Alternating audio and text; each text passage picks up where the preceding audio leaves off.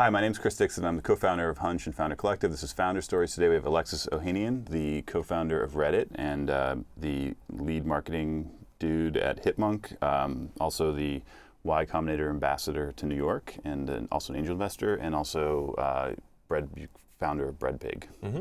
That's a lot of stuff. So let's start with Reddit. So how did you start Reddit?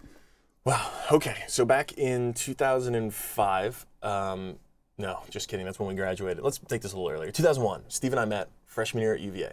Steve Huffman playing video games. I was so excited to see him. He, on the other hand, was actually really sad to see me because he had seen my name on the door, and it was, well, he thought he was living on a co-ed hall.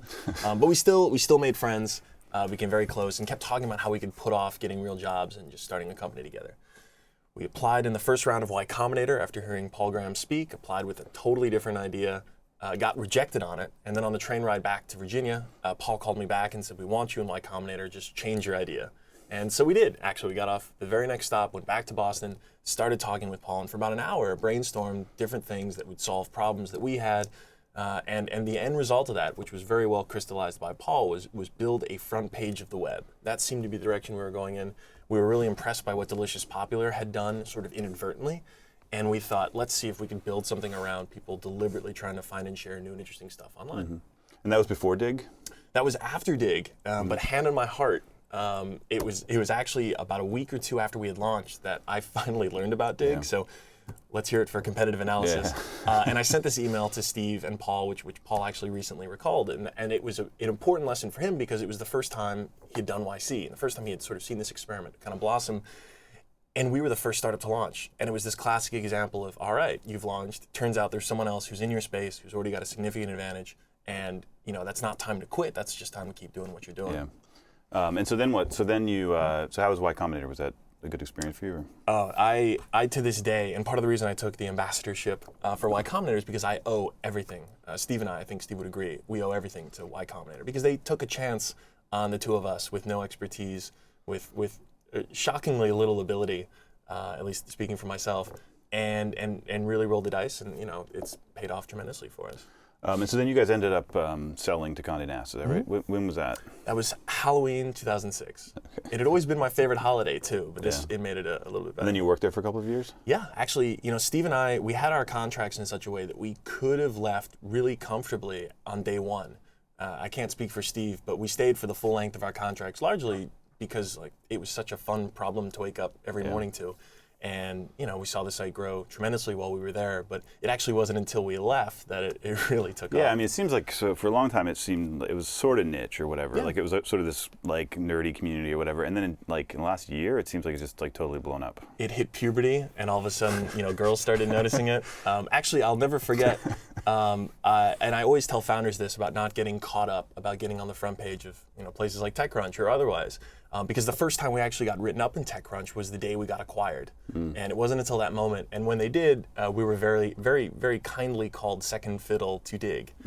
And that was that one big moment for us where, all right, we've just now got this great opportunity. We have a company that in theory will be behind us and funding us to hopefully grow this bigger. And it actually wasn't until Steve and I left. And I don't know if that's correlation or causation.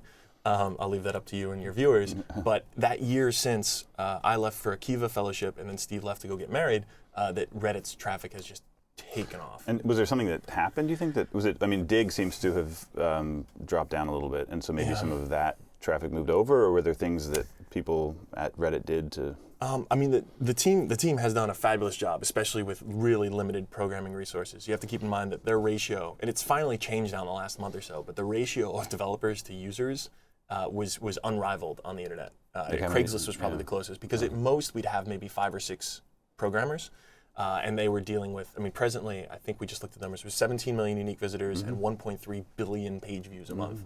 And of course, when your users do all the hard work, it's easier to manage that. But the team did a really great job, and it continues to. But it also helped that, Dig basically took the very last step toward the original, or away from their original ideal, which was similar to ours, which was giving power to users. And version 4, as soon as I got my hands on it, I could see this because we'd sort of tried a similar road with Reddit at one point, where we thought, let's let publishers throw RSS feeds into Reddits, and expect people to follow them. And it failed miserably. We tried it with Slate, actually. You're saying with Dig version 4, they Yes. could do that, yeah. And we had tried this years earlier with Reddit, saw it didn't work, and doing it with a democratically formed front page is just going to pretty much spell the end of it, because you're telling users who already feel like there are power users, already feel that it's a sort of unequal playing field, that now publishers are just going to be the ones dumping in all their submissions. User submissions don't matter, and it's up to you guys to kind of find the good stuff. And then the site kind of came to an end. And yeah, I don't know. It's been a tremendous gift for the guys who are running Reddit now. It's also been a bit of a burden because of all the new traffic, but the site just continues to grow.